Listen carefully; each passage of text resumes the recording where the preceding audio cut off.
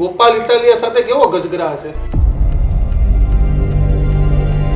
રાજુ કરપડા એકવાર તમારું નામ નથી બોલ્યા કે મને તમારા વાંધો છે.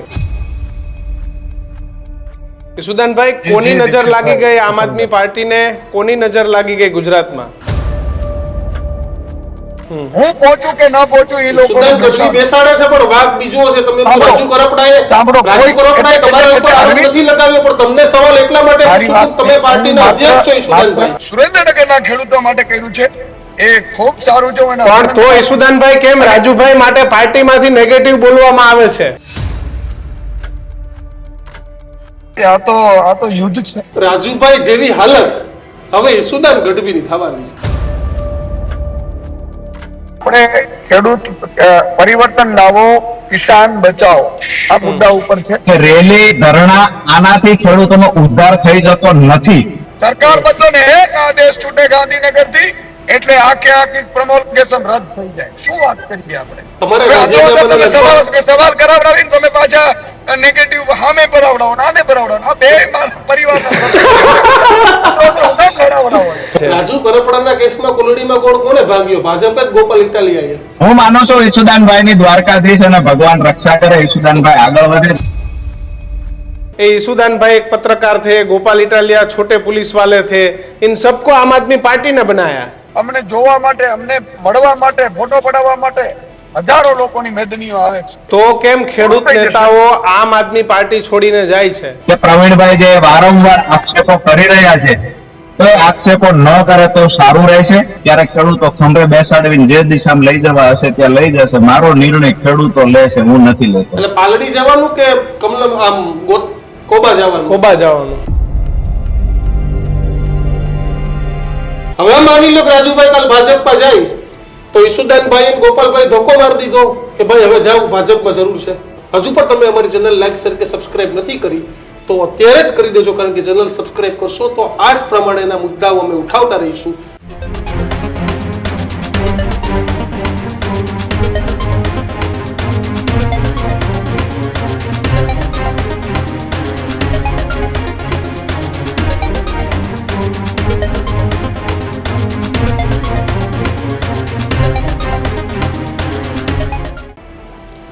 નમસ્કાર, વિશેષ રજૂઆત ગર્જનાત સાથે હું કિશન કાટેલિયા આપનું હાર્દિક સ્વાગત કરું છું. અને હું છું દીક્ષિત ઠકરાર.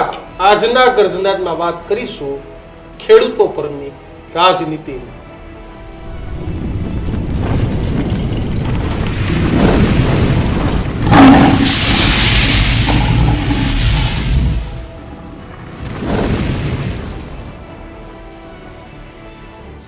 આપણે વાતો તો ખૂબ સરસ મજાની કરીએ, જય જવાન, જય કિસાન, ખેડૂત પુત્ર, અને આપણે ઘણીવાર કહીએ કે ભારત તો કૃષિ પ્રધાન દેશ છે, ગુજરાત એ કૃષિમાં ખૂબ આગળ છે, આવી વાતો કરીએ.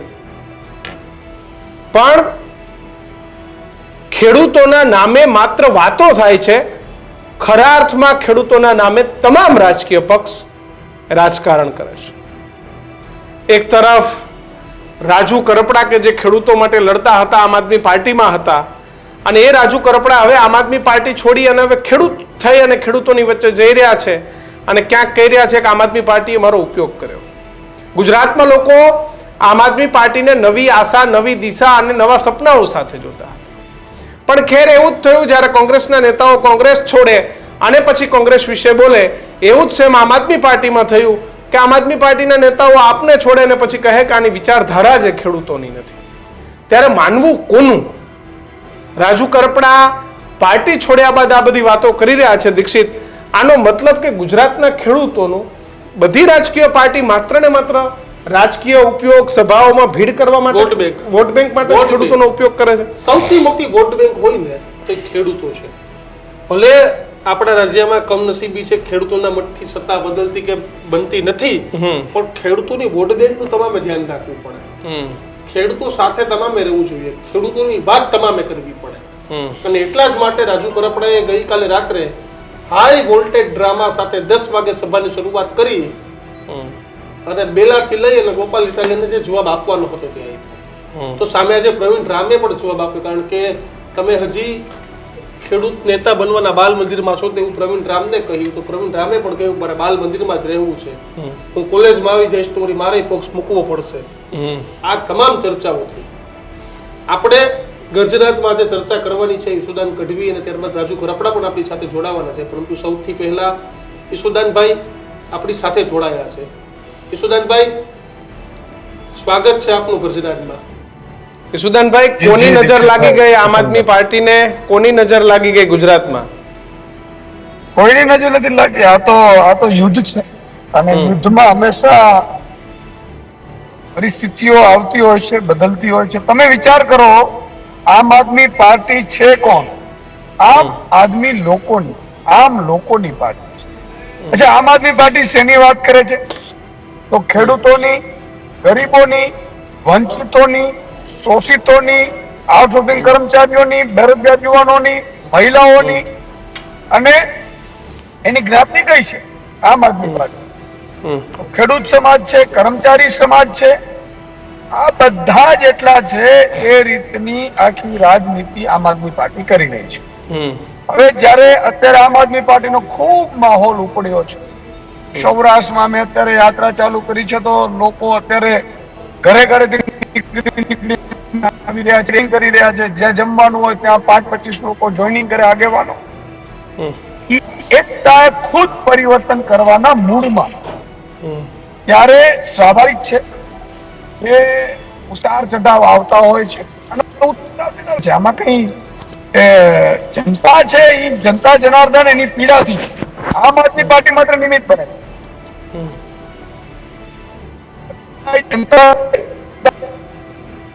ઈશુદાનભાઈ, એક નિખાલસ ભાવે એક સવાલ પૂછવો છે, સાવ નિખાલસ ભાવે એવી આશા છે કે તમે જવાબ પણ આપશો. ગોપાલ ઇટાલિયા સાથે કેવો ગજગરા છે? કોઈ જ નહીં. એટલા માટે ન હોય દીક્ષિતભાઈ કે અત્યારે ગજગરાનો સવાલ ક્યાં છે? અત્યારે તમારે સંઘર્ષ કરવાનો છે. બીજું કે 2022માં મારી હાલત બહુ જ ખરાબ હતી, કારણ કે હું અને ક્યાંક ગોપાલભાઈ બે જ લોકો હતા, જેથી કરીને કપરાડામાં સભા કરવાની, ધરમપુરમાં, વલસાડના તો મારે જવું પડતું, દાહોદમાં મારે જવું પડતું, તમે જો બનાસકાંઠામાં મારે જવું પડતું, કચ્છમાં, અને કોઈ વાહન તો તમે રસ્તા જોઈ લીધું. એટલે આમ આદમી પાર્ટી છે એ લીડરોને મજબૂત કર્યા છે, બનાવ્યા છે. પણ લીડરો માટે તો ઈશુદાનભાઈ, તમારા સુપ્રીમો એવું કહેતા હતા કે ईशुदानभाई एक पत्रकार थे, गोपाल इटालिया छोटे पुलिस वाले थे, इन सबको आम आदमी पार्टी ने बनाया. એને જે કહ્યું ને એનો ભાવાર્થ એ હતો અરવિંદજીનો. હું જે આ વાત પૂરી કર્યો એટલે કોઈ ગજગરાનો સવાલ નથી. ગોપાલભાઈ ખૂબ મહેનત કરી રહ્યા છે, વર્ષોથી કરી રહ્યા છે. હવે બીજી વાત હું આપને કહું કે અરવિંદ કેજરીવાલજી જે કીધું તો ભાઈ ઈશુદાન ગઢવી કોણ છે? કોઈ મુખ્યમંત્રીનો દીકરો નથી. ગોપાલ ઇટાલિયા કોણ છે? કોઈ મુખ્યમંત્રીનો દીકરો નથી. કોણ છે પ્રવીણ રામ? કોણ છે મનોજ સોરઠિયા? એમણે જે કીધું ચેતર વસાવા કોણ છે? સામાન્ય પરિવારમાંથી આવનારા વ્યક્તિઓ છે. અને અત્યારે અમારી સભાઓમાં અમને જોવા માટે, અમને મળવા માટે, ફોટો પડાવવા માટે હજારો લોકોની મેદનીઓ આવે છે. એ ઉમ્મીદ છે આમ આદમી પાર્ટી અને એના નેતાઓ પર. તેની આ અરવિંદજીએ કીધું. અને એમાં ખોટું શું છે? કયો ભાજપનો નેતા જાય છે કે જેમને લોકો સાંભળવા આવે છે? નરેન્દ્ર મોદીને વાત કરતા. નરેન્દ્ર મોદી માટે સ્વાભાવિક કરિશ્મા. તો કયા કોંગ્રેસના નેતામાં તમે જુઓ. એટલે આ બધી ઈશુદાનભાઈ, કોંગ્રેસમાં તો મારો સવાલ ઈશુદાનભાઈ, કોંગ્રેસમાં તો તમે એવું સમજી લ્યો કે આટલા વર્ષથી સત્તામાં નથી, વિપક્ષમાં છે, 30 વર્ષથી બહાર છે, અને તમારા જેવા આક્ષેપો હતા કે ભાઈ ભાજપમાં નેતા ઘટે એટલે કોંગ્રેસ ધક્કો મારી દે. હવે માની લો કે રાજુભાઈ કાલ ભાજપમાં જાય તો ઈશુદાનભાઈ અને ગોપાલભાઈ ધક્કો મારી દીધો કે ભાઈ હવે જાવ, ભાજપમાં જરૂર છે. કોંગ્રેસની વાત છે ને એ તમે સમજો. તમે વિચાર કરો કે કોઈ એક વખત ઈશુદાન ગઢવી હારે તો ઠીક છે, પ્રજા માની લે. બીજી વખત હારે તો માની લે, ત્રીજી વખત હારે તો માની લે, 6 વખત આપવાથી પ્રજા, હું જે કહેતો હતો. અને એ લોકો બે કુંડળીમાં ગોળ ભાંગતા હતા એ સાબિતી થઈ. જો કેટલાક નેતાઓ જે સ્વયંભૂ જતા હોય છે, કેટલાકને સેટિંગ હોય છે, સેટિંગ ખુલ્લું પડી જાય ત્યારે જાય, આ સ્વાભાવિક છે. પણ કોંગ્રેસની આખી પદ્ધતિ તમે જુઓ, ઉપરથી જુઓ. ચાલો, અરવિંદ કેજરીવાલજીને એવું કીધું કે પોલિસી 10 વર્ષના રાજ્યમાં તમે એક પોલિસી ખોટી કરી શાસનમાં, એટલે 6 મહિના ચાલુ મુખ્યમંત્રીને જેલમાં નાખી દીધા. હિન્દુસ્તાનમાં એવું કે છે નરેન્દ્ર મોદી અમિત શાહ કે 67 વર્ષથી કોંગ્રેસે લૂંટ ચલાવી, રાજ કર્યો એમાં, તો એના જેલમાં કેમ નથી? અમે જેલમાં ગયા, કોંગ્રેસના કેમ નેતા જેલમાં નથી? આ વાત સ્પષ્ટ છે.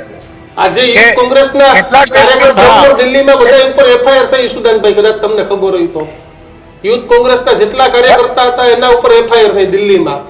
નાના કાર્યકર્તા ઉપર થાય છે. નાના રાષ્ટ્રીય અધ્યક્ષ રાહુલ ગાંધીને બધાને ઈડીના સમન્સ તો આવે જ છે ને, જવાબ આપવા તો જવું જ પડે છે ને. ઈડીના સમન્સ આવે છે. અરવિંદ કેજરીવાલજીને ઈડીના સમન્સ આવ્યા હતા, પછી શું થયું? પછી ઈડી ત્યાંથી આગળ કેમ નથી વધતી સમન્સ પછી? ચલો, એનો પ્રશ્ન છે. અમે એ રીતે કહીએ છીએ કે અમે અહીંયા ગુજરાતની જનતામાં કોંગ્રેસના નેતાઓ ઉપર કેમ વિશ્વાસ ન રહ્યો લોકોનો? એટલા માટે ન રહ્યો કે એ લોકોની નિયતમાં ક્યાંક ખામી હશે. અને સારા હોય તો અમને વાંધો નથી, ભલે હોય. અમે અમારી શક્તિ પ્રમાણે સામાન્ય પરિવારમાંથી આવીને લોકોનો અવાજ બનવા નીકળ્યા છીએ. પ્રજા સ્વીકારે છે એટલે અમે ચાલ્યું. કયા મુદ્દે યાત્રા લઈને નીકળ્યા છો તમે, જે અત્યારે ગાડીમાં સવાર છો? કિશુદાનભાઈ, સમર્થકોને પણ બોલાવ્યા. ખેડૂતોને ભાવ નથી મળતા. બિલકુલ. આપણે ખેડૂત પરિવર્તન લાવો, કિસાન બચાવો, આ મુદ્દા ઉપર છે. તમે ખેડૂતોને ભાવ નથી મળતા, ઉપરથી અમેરિકા સાથે ટ્રેડ ડીલ થાય છે, તળિયે ભાવ વયા જવાના છે. ખેતી અત્યારે અમે બરબાદ થઈ ગઈ છે. પ્રધાનમંત્રી ફસલ વીમા યોજનામાંથી, એમાં પાક વીમામાંથી નીકળી ગઈ છે. કમોસમી વરસાદ અત્યારે થાય તો આપણું કોઈ ગુજ્યો ભાઈ આપણું હણી નથી ખેડૂતોનો. એટલે ખેડૂતોને ખાતર પૂરતું મળતું નથી, ખાતર બિયારણ નકલી મળે છે. ખેડૂતોને સિંચાઈની વ્યવસ્થા નથી થઈ. 3 વર્ષ થયા અને તમે એપીએમસી માં કરદાથી માંડીને તમામ જગ્યાએ લૂંટ કરવામાં આવે છે. ટેકાના ભાવે ખરીદી થતી નથી. ટેકાના ભાવે થાય તો 125 મણ ને હવે 40 મણ ની વાત સંભળાય છે. તો આ બધા પ્રશ્નો છે. હાઈ ટેન્શન લાઈન મરજી પડે એવી રીતે નાખે છે. ભાઈ મુખ્યમંત્રી કે કોઈ ઉદ્યોગપતિના ખેતરમાંથી કેમ નથી કરતી લાઈનો? અને ખેડૂતો, ગરીબો, વંચિતો, શોષિતોને પોલીસ દમન કરીને લાઈનો નાખે ને આ પ્રકારે ને કેમ પ્રકારે હેરાન કરવામાં આવે છે. પવન ચક્કીઓ નાખવામાં આવે છે બેફામપણે. કમાય પ્રાઇવેટ કંપનીઓ. ખેડૂતોને ખેતરમાંથી તારો નાખવામાં આવે, કમાય પ્રાઇવેટ કંપનીઓ. તો ભાઈ ખેડૂતોને 10% ભાગીદાર રાખો. એવી કોઈ જ વસ્તુ બનાવવામાં આવતી નથી નિયમો. એટલા માટે ખેડૂત જો બચશે નહીં તો ખેતી નહીં બચે. ખેતી નહીં બચે સુદાનભાઈ, તો કેમ ખેડૂત નેતાઓ આમ આદમી પાર્ટી છોડીને જાય છે? આટલું બધું ખેડૂતો માટે કોઈ છોડતું નથી. સાંભળો, તમે એક નેતા મારી પાસે અત્યારે હજારો લોકો ખેડૂતો જોડાઈ રહ્યા છે. પ્રમોલગેશન મુદ્દો છે. કાં જિલ્લામાં 21,000 અરજીઓ ખેડૂતોએ કરી છે. એકનો તમે નાખી દીધું છે. તો આ બધા સવાલો ને મુદ્દાઓ છે. એટલા માટે થઈ અને અત્યારે આમ આદમી પાર્ટી ઉપર લોકોનો વિશ્વાસ છે. અને તમે જો આજે અમે સોમનાથની યાત્રા કરી, બપોરે ધોમ તડકે સાહેબ 3 કલાક અમે લેટ પડ્યા, તોય લોકો ત્યાં ઘુસિયા ગામમાં હજારોની સંખ્યામાં ઉપસ્થિત હતા. હજી તો શરૂઆત થઈ. એનો અર્થ એ થયો કે ખેડૂતના મુદ્દાઓ અગત્યના છે. ખેડૂત સમાજ છે એ વર્ષોથી પીડિત છે. 30 વર્ષથી ભાજપના શાસનમાં, એ પેલા 30 વર્ષ કોંગ્રેસના શાસન. કોંગ્રેસે પણ અત્યાચાર કર્યો, ગોળીબારો કરી, અને એ જ કોંગ્રેસના નેતાઓના સગાઓએ ગોળીબારો કર્યા. એટલે કોંગ્રેસને ખેડૂતોએ જોઈ લીધું, ભાજપને જોઈ લીધું. ઈશુદાનભાઈ, એક છેલ્લો સવાલ. તમે કીધું કોંગ્રેસ કુલડીમાં ગોળ ભાંગે છે. તમારા પૂર્વ સાથી તમારા પાડોશમાં જ બેઠા છે અત્યારે ડિજિટલી, મને મંદ હસી રહ્યા છે. રાજુ કરપડાના કેસમાં કુલડીમાં ગોળ કોણે ભાંગ્યો? ભાજપે જ ગોપાલ ઇટાલિયાએ. નહીં, તમે સમજો મારી વાત. આજે બહુ ક્લિયર છે કે આમ આદમી પાર્ટીમાં ઈશુદાન ગઢવી પ્રદેશ અધ્યક્ષ હતો અને હું આજે સંધ્યા સમય છે સાહેબ, મેં ક્યારેય કોઈ દિવસ કોઈ વ્યક્તિને અન્યાય ન થાય એના માટેની હું કોશિશ કરતો હોઉં છું. અને ખુદ અરવિંદ કેજરીવાલજી સાથે આ બધા નેતાઓને બેસાડું.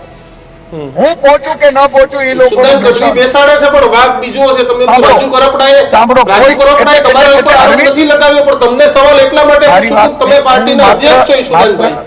એમને ક્યાંય નથી કીધું કે મને ઈશુદાન ગઢવીથી વાંધો છે. રાજુ કરપડા એકવાર તમારું નામ નથી બોલ્યા કે મને તમારાથી વાંધો છે.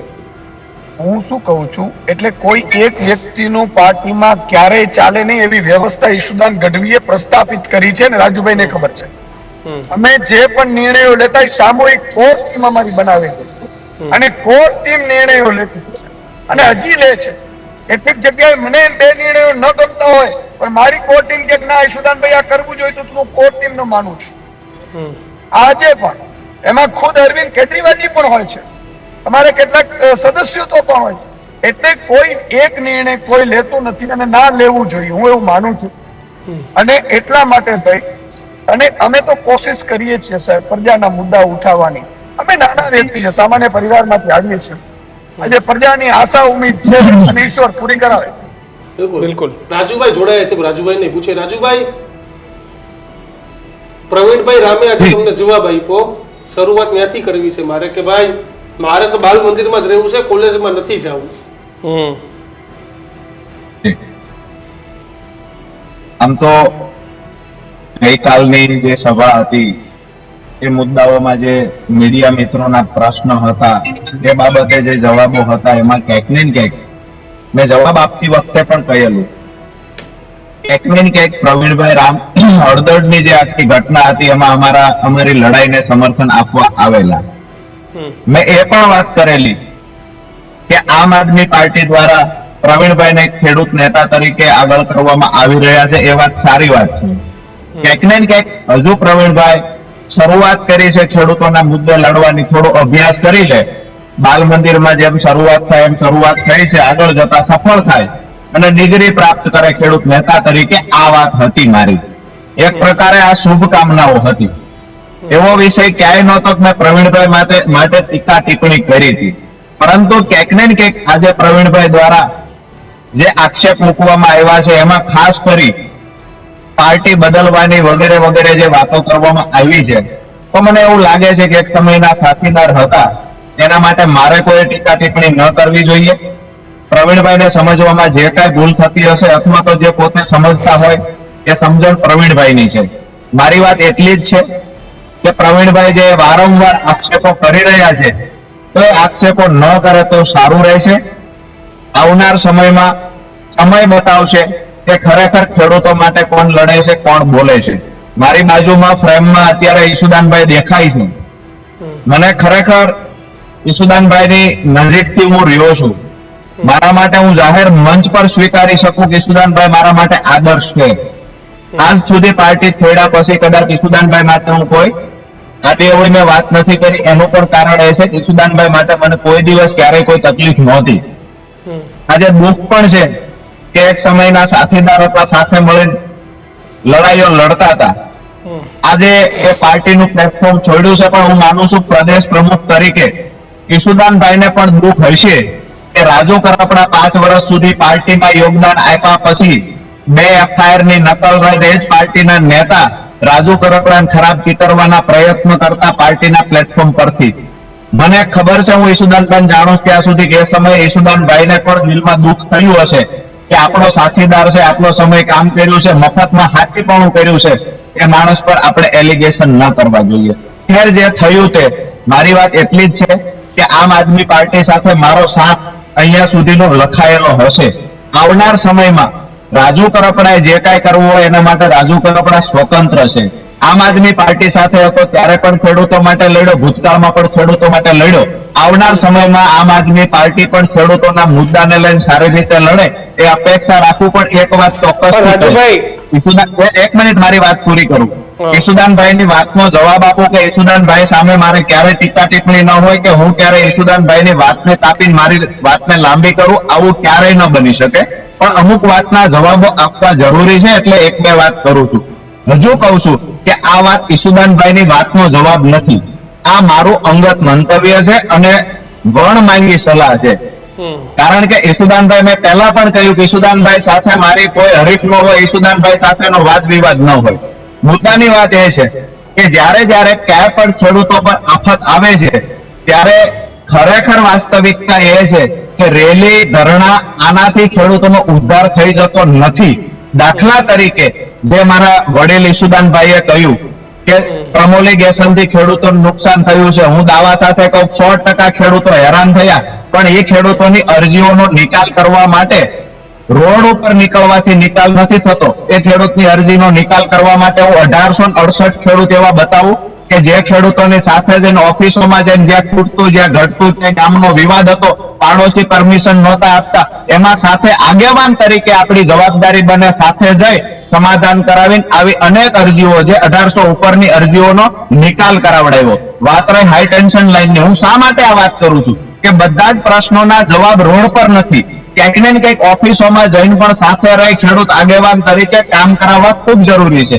વાત રહી હાઈ ટેન્શન લાઈનની, તો હાઈ ટેન્શન લાઈન મુદ્દે માત્ર આપણે રેલી કરશું કે રોડ પર આવશું, મીડિયામાં 5 વાત કરશું, એનાથી પ્રશ્ન સોલ્વ નથી થતો. લાકડિયાથી બરોડાની 2018 લાઈન નીકળતી એ વખતે બિન પિયત વિસ્તારમાં 950, પિયત વિસ્તારમાં 1003 રૂપિયા.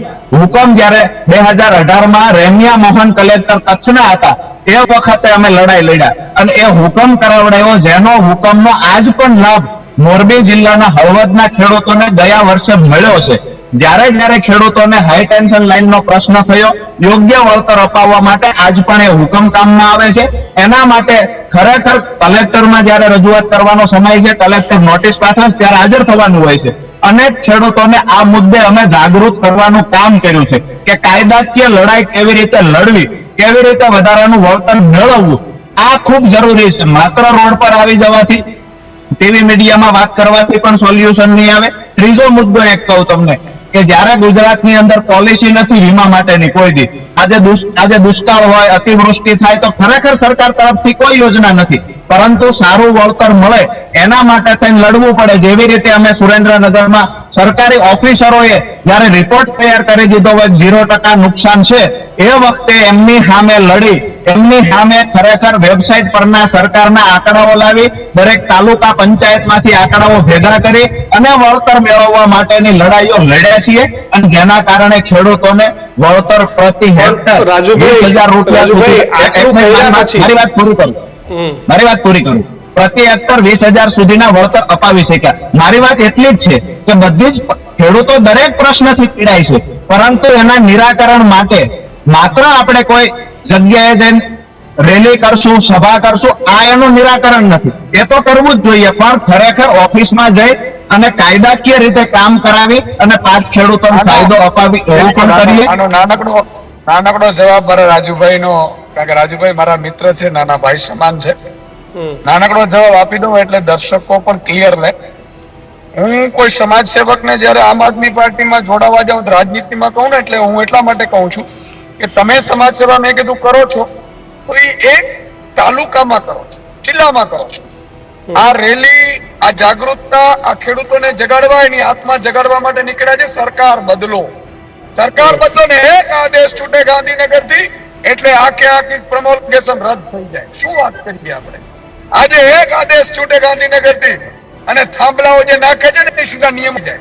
આજે એક આદેશ છૂટે ગાંધીનગર થી અને પ્રધાનમંત્રી ફસલ વીમા યોજના ચાલુ થઈ જાય. આજે એક આદેશ છૂટે ગાંધીનગર થી એટલે મારે રાજુભાઈ જેવા કેટલાય યુવાનો મિત્રો મહેનત કરે છે, છતાં અધિકારીઓ જવાબ નથી દેતા. કૃષિ અધિકારીઓ સીધા મેદાનમાં ઉતરી જાય. એના માટે આ સરકાર બનાવવી જરૂરી છે ને એના માટે સભાન પરિવર્તનો માટે કરવું જરૂરી છે. અને એટલે જ અમે રાજુભાઈ બિચારા કરતા હતા કે આ કોઈ સંજોગો હોઈ શકે અને દરેકનો સાથ હોય છે. બાકી રાજુભાઈએ જે કામ સુરેન્દ્રનગરના ખેડૂતો માટે કર્યું છે એ ખૂબ સારું છે. પણ તો ઈસુદાનભાઈ કેમ રાજુભાઈ માટે પાર્ટીમાંથી નેગેટિવ બોલવામાં આવે છે? રાજુભાઈ કે આટલું કામ કર્યું, તમે કહો તોય તમારી પાર્ટીમાંથી નેગેટિવ બોલવામાં આવે છે. આવું થાય છે. મારે એમાં કોઈ કોમેન્ટ એટલા માટે નથી કરવી કે મારે વડીલની ભૂમિકામાં હું છું, બરોબર છે. રાજુભાઈ, મારે એક સવાલ કરવો છે તમને. સવાલ કરાવડાવીને તમે પાછા નેગેટિવ સામે ભરાવડાવો, આને ભરાવડાવો. આ બે મારા પરિવારના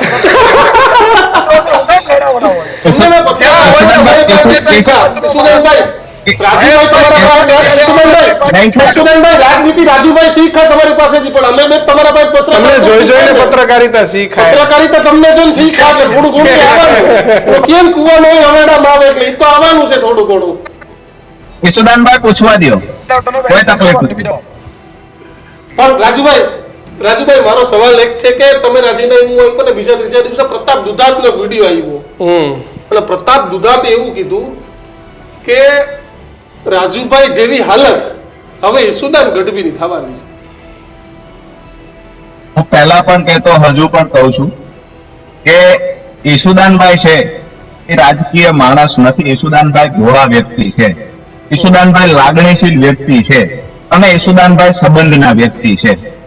આજે હું ખરેખર પાર્ટી છોડ્યા પછી જાહેર મંચ પરથી એ વાત કરી શકું કે ઈશુદાનભાઈ ગઢવીને જ્યારે પણ કોઈ એવું કે રાજુ કરપડા વિશે કે બીજા ત્રીજા વિશે ખરાબ બોલો, ઈશુદાનભાઈ નહીં બોલી શકે. અને દરેક વ્યક્તિના દિલમાં ઈશુદાનભાઈ એટલા માટે છે કે માણસે ક્યારેય કોઈ ટીમના વ્યક્તિ સાથે રાજનીતિ નથી કરી. અને મેં મારી ડિબેટની શરૂઆત પહેલા જ કહ્યું કે ઈશુદાનભાઈ મારા માટે આદર્શ બી એટલે જ છે કે ઈશુદાનભાઈ ક્યારેય આવા વિવાદોમાં પીડા નથી કે માણસે ક્યારેય કોઈને નાનો કરવાની કોશિશ કરી નથી. અને ઈશુદાનભાઈ જેવા માણસ આમ આદમી પાર્ટીમાં જોડાયેલા હતા એટલે જ તો ક્યાંક ને ક્યાંક રાજુ કરપડા પણ આમ આદમી પાર્ટી સાથે જોડાયેલો હતો. મેં પહેલા કહ્યું, હજુ પણ કાયમ માટે કહીશ કે આ વ્યક્તિ મારા માટે આદર્શ છે, મોટા ભાઈ સમાન છે. એમના વિશે ક્યારેય કોઈ પણ પત્રકાર કાંઈ બી પૂછશે તો ઈશુદાનભાઈ વિશે હું ઘસાતું જીવનમાં ક્યારેય નહીં બોલી શકું. પણ પ્રતાપ દુધાતનું શું લાગે છે એના નિવેદનનું? મારો સવાલ તો એ હતો. મેં પહેલા કહ્યું કે ઈશુદાનભાઈ રાજકીય માણસ નથી, ઈશુદાનભાઈ લાગણીના અને સંબંધના માણસ છે.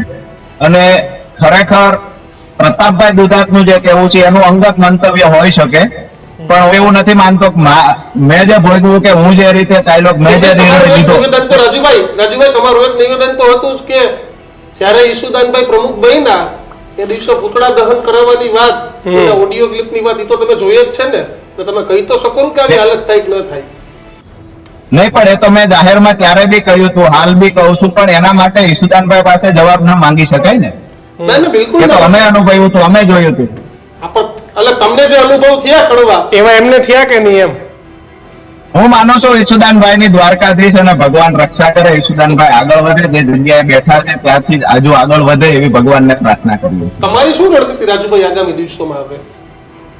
ક્યારે કરો છો? કમલમ તરફ ક્યારે જવાનું છે? અત્યારે તો ખેડૂતોની સભાઓ, મિટિંગો ચાલુ છે. આવનાર સમયમાં જે નક્કી કરશે એ ખેડૂતો કરશે. જો સત્તા ભૂખા જ ખાલી હોત અને ખરેખર ધારાસભ્ય ઝડપથી બની જવું હોત, સત્તામાં આવી જવું હોત, અથવા તો કોઈ એવા પદ પર બેઠી જવું હોત, તો આમ આદમી પાર્ટીમાં હું ઓલરેડી એ જગ્યા પર બેઠો હતો કે કદાચ ત્યાં પહોંચવામાં વર્ષો લાગી જાય, આવું હું જાહેરમાં સ્વીકારું છું. હું એ જ જગ્યા પર બેઠો હતો, પણ ક્યાંક ને ક્યાંક મને એવું લાગ્યું કે ખેડૂતોના હિત માટે થઈ અને અત્યારે મારે આ ખુરશી છોડી અને નીચે જવું જોઈએ, તો ફરી વખત પાછા ગ્રાઉન્ડ પર આવી ગયા છીએ. અને આવનાર સમયમાં જ્યારે ખેડૂત ઈચ્છશે ત્યારે ખેડૂતો ખંભે બેસાડીને જે દિશામાં લઈ જવા હશે ત્યાં લઈ જશે. મારો નિર્ણય ખેડૂતો લેશે, હું નથી લેતો. એટલે પાલડી જવાનું કે કમલમ આમ કોબા જવાનું? કોબા જવાનું. હાલ તો સુરેન્દ્રનગર જિલ્લાના તમામ તળાવ અને ડેમ સુધી પહોંચવાનું છે જ્યાં સિંચાઈનું પાણી નથી પહોંચ્યું. બિલકુલ રાજુભાઈ, ઈશુદાનભાઈ, આભાર. ઈશુદાનભાઈ, છેલ્લે તમારે કઈ કહેવું હોય? તમે રાહ જોઈને બેઠા હતા, કોઈ કમેન્ટ તમારી લાસ્ટ હોય તો? નેટ કનેક્ટિવિટીના કારણે છૂટી ગઈ છે, પરંતુ બંનેનો આભાર. ઈશુદાનભાઈ પણ યાત્રામાંથી જોડાયા હતા. આ બંનેનો આભાર. તો મહત્વની વાત છે કે એક પૂર્વ અને એક પ્રદેશ અધ્યક્ષ છે અને એક પૂર્વ આપણા નેતા હતા, પરંતુ ખેડૂતોના મામલે જબરજસ્ત રાજનીતિ છે તે ગરમ થઈ રહી છે. ત્યારે આપનું શું માનવું છે તે કોમેન્ટ બોક્સમાં લખજો. હજુ પણ તમે અમારી ચેનલ લાઈક, શેર કે સબસ્ક્રાઇબ નથી કરી તો અત્યારે જ કરી દેજો, કારણ કે ચેનલ સબસ્ક્રાઇબ કરશો તો આ જ પ્રમાણેના મુદ્દાઓ અમે ઉઠાવતા રહીશું. અને હવે ન્યૂઝરૂમ ગુજરાત ટીવી સ્ક્રીન પર પણ આવી ગઈ છે, તો તમારા GTPL સેટઅપ બોક્સ પર 285 નંબર ટ્યુન કરો, ત્યાં તમને ન્યૂઝરૂમ ગુજરાત જોવા મળશે. સાથે જીઓ ટીવી પર પણ આવી ગયું છે, તે સહિતના નાના મોટા પ્લેટફોર્મ પર ન્યૂઝરૂમ ગુજરાત છે, તો ત્યાં પણ એટલો જ પ્રેમ આપતા રહો. નમસ્કાર.